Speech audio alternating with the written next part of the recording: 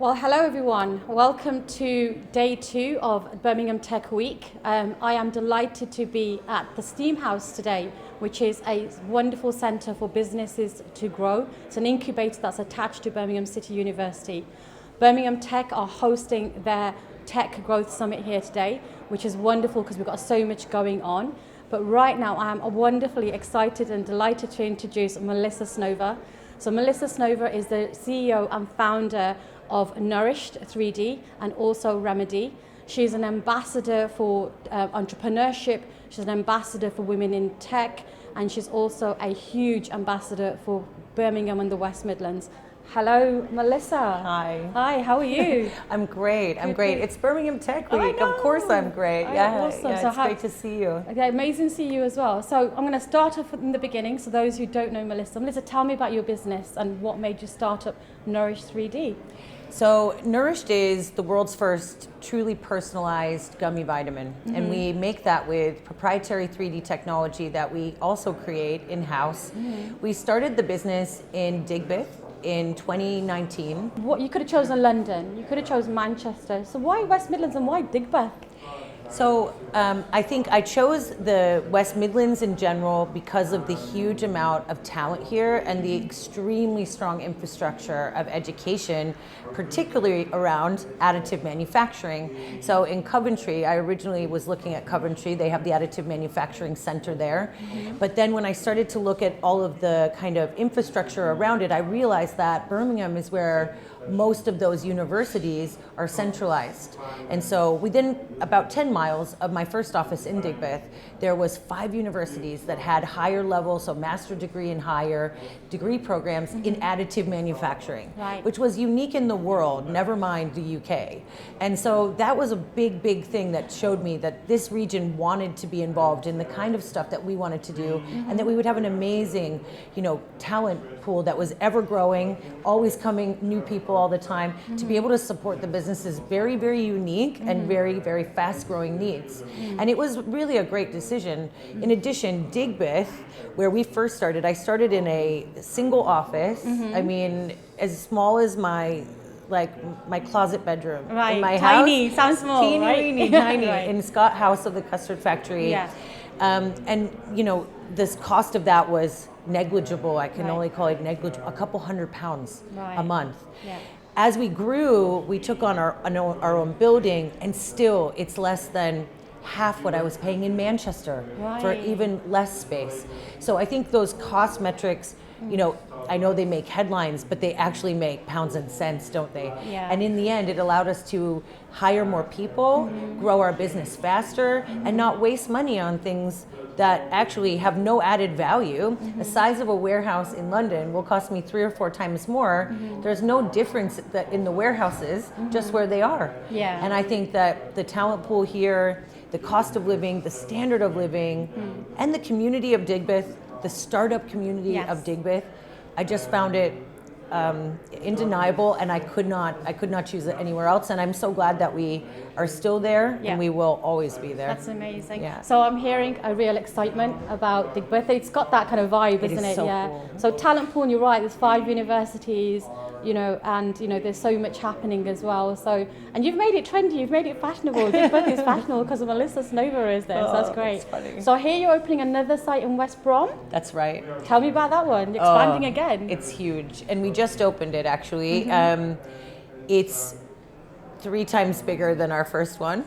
It's considerably more high tech, but at the same time, it's less than 5 miles from the first site. And so we have people going back and forth between them. We're doing all of our new product development, research and development, and prototyping in Digbeth, and then we're doing our quite fast growing demand around actually manufacturing food in West Bromwich. Now, it sounds nuts because I only opened it at the end of June, but we're already looking for our 4th site. That's because amazing. we've just signed a humongous deal to launch into Europe. And the order is substantial, and we will not have enough room. So we're already looking for site 4. Yeah. Amazing. That's wonderful. So today's the Tech Growth Summit. So there's lots of conversations about scale up. Yeah. So I know, phenomenal accolade to yourself. You was the first female to get the largest seed round of investment. So tell me about that. How was that journey, and how did you go through that process, especially as a woman going through that round of investment? What top tips can you share? Yeah, I think your seed round is usually the most difficult round because in effect what you're doing is selling an idea. You have nothing to prove, you have nothing to show for it. You might have like a prototype, a really pretty slide deck, and yourself. And so you're asking people to give you a pretty substantial amount of money Based on an idea, which is, you know, that's quite challenging, and you have to win people over, and it takes time, and you can't underestimate how long it will take to find the right people who will believe in your vision and who will back you when you have no proof that you can execute your idea. I guess you have a background, maybe you can prove that you executed in the past, but really you're basically asking people to take a massive leap of faith. So that can be really challenging, and I think in the very beginning when I started doing it in 2019, I had no idea about VC at all. So how did you learn about that then? What did you do? Podcasts and books. So I highly recommend the High Growth Handbook and Venture Deals. Those are two books available on Amazon. They're constantly updated and they are invaluable. They help you get around all of the jargon in VC. They help you figure out the different types of VCs, when they're being serious, when they're not. It teaches you how to get continual resources like Crunchbase so that you can continually assess the opportunities available to you. And the High Growth Handbook is just an incredible resource. I still reread it today. It's an amazing book. It sounds like you self-teach yourself a lot. Is that just your style? Is that a Melissa trait? Yeah. I think I refuse to accept that I don't know something, so that is a limitation, and therefore I cannot do it. Or is that ambition, resilience, perseverance? It depends on how you want to look at it, but it serves me quite well because I think I don't want my limitation in my knowledge to prevent me from doing something that I think is good and important or that I want to do. And so I think what an incredible day and age we live in. Everything's accessible. You can learn anything that you want, anything. If you are determined enough and you give it the time that it deserves, you can literally learn anything. Information is free. That's such a positive growth mindset way to look at things. That's amazing. So Melissa, you are a role model. You inspire loads of females and loads of people. I mean, I heard you speak yesterday and people were like, oh my God, and all. So, and I heard you did a lot during the pandemic to give back. Tell me a little bit about that. So when COVID hit, our business was in the market for a couple of weeks. I think it was like almost 10 weeks. And so it was a very, very, very fragile time for our company. And when COVID hit, it's hard to remember and imagine it now, but it was a huge shock. And we were being locked down, and it had never happened before. And you're like, what's going on? Now it feels like quite a movie, normal. wasn't it? It's weird, isn't it now? But I think then the biggest danger that we had was that people felt like things were out of control and that they couldn't do anything. And so people were being told, you can't come outside, you can come outside, you can only go outside once a day. It was very unnerving and very damaging to mental health because humans like to feel like they can have some sort of control over their destiny and make a difference in their life, the lives of others. And so one of the things the team and I did almost right away was we converted our MPD lab to make free hand sanitizer for everyone. We gave it to care homes, we gave it to all of our customers, we gave it to anybody who asked. Amazing. And we did that for about 6 months. We made about 60,000 bottles.